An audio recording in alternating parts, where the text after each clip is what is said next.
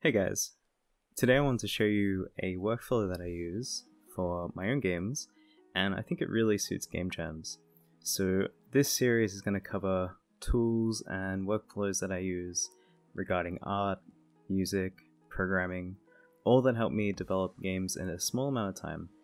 And of course, if you spend a bit more time than I do on any of these steps, you can get something super polished for an indie game. And because a lot of us are solo developers, it takes a lot of effort and time in these different disciplines, so I hope these little tips are useful. I wanted to share some art tips for the first video, as this is something a lot of developers struggle with, especially for a jam. You don't have a lot of time on your hands. And if you're working alone, you don't have an artist alongside you, a low poly style is really useful. The first thing I like to establish is a color palette.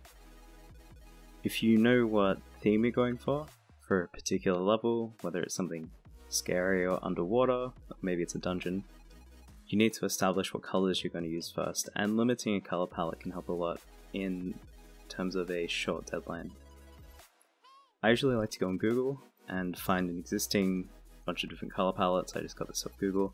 I use this one quite a lot, and you'll probably find that you have favorite ones, like I use this one quite a bit. And once you find a color palette that you like, all you have to do is make squares in whatever program you use. So I use Photoshop. I believe there's another program called Sai that is free. But once you figure out the color palette you want, all you have to do is ink drop and use the paint bucket tool to put these in. So you can do it in an order such as this. And this is really simple to do, and within less than 10 minutes I've already got all the colors I need for a particular level or a particular character, which saves so much time. So just need this last one. Oops, I missed one. And I usually would name these, group them up. So this might be row 1. Then I can duplicate that, and let's say I want another color palette, so maybe something a bit different. This one.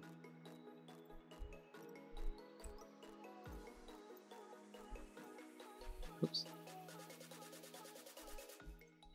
Now, once you've figured out your color palette, like using this structure, and you've limited your colors down, so say I only want to use these, I can just hide this and crop the image.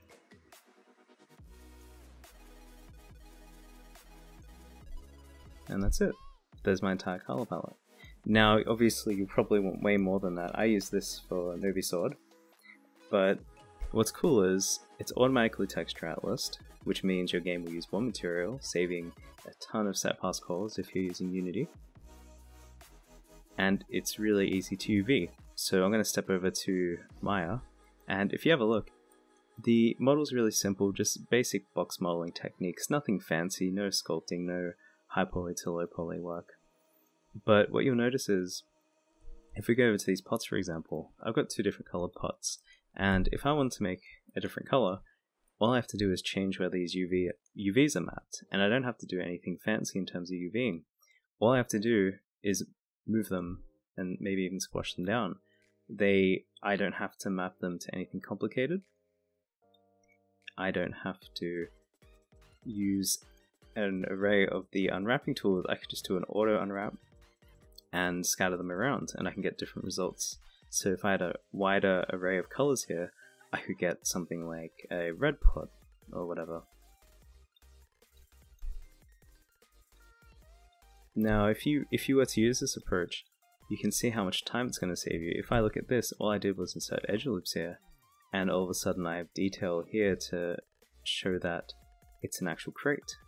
And this took less than, what, a minute? Same thing as this table over here, the walls, really simple stuff. And it's just simple shading and putting in the lighter colors where you think the lighting would be. I can get the exact same results for my characters. And if you have a look, these are pretty simple. If you look at the other videos on my channel, you'll see that the characters are much more complicated. But you can get some really cool results just using this simple style. I could change the color of this pole.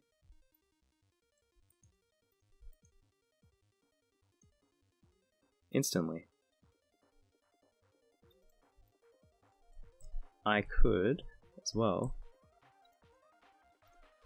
have heaps of different floor sets by duplicating that. I'm just going over to something like this. Now I can have a level green floor, which looks pretty nice. I should have done that in the jam. But you can see I can make so many different tile sets just by changing where the UVs are. Easy. And in the end you can get some really nice results. So this is a game I'm currently working on, and I'm going to show you what it looks like. So I'm using the exact same technique. It still has a long way to go. I've only spent a day doing all the detail for the environment, but it's already coming together quite nicely.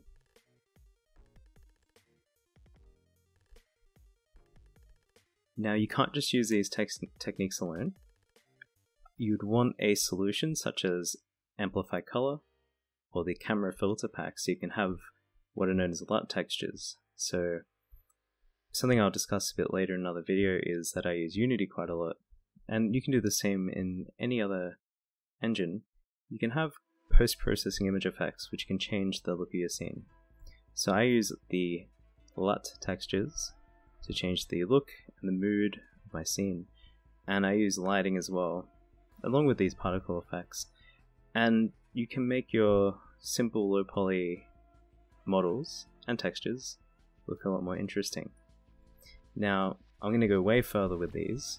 As I mentioned before, you can take anything I'm showing here and add way more steps along the way, and you can get a lot more detail. This development style suits anyone trying to develop a game in a short time span, and it's also great for prototyping. I've already got a prototype of a game and a level within a day. Granted, I have done a ton of level designing before and programming. It's not far-fetched for someone to go download Blender, spend maybe a week or two practicing those techniques, and do 3D modeling for a game jam to get some experience. And then that person could explore some more advanced concepts, maybe looking at realistic texturing. But in a game jam, you want to be able to develop quickly. So I believe this modeling method and texturing method suits game jams extremely well. And at the very least, use it as a base. So if you start off with this and you want more realistic textures, you can put realistic textures and detail on top of that those basic colors and shading you've done, and highlighting. Anyway, I hope you found this useful. In the next video I'm going to discuss the way I did music for my game, which was really simple. I used a really cool tool, but more about that next time.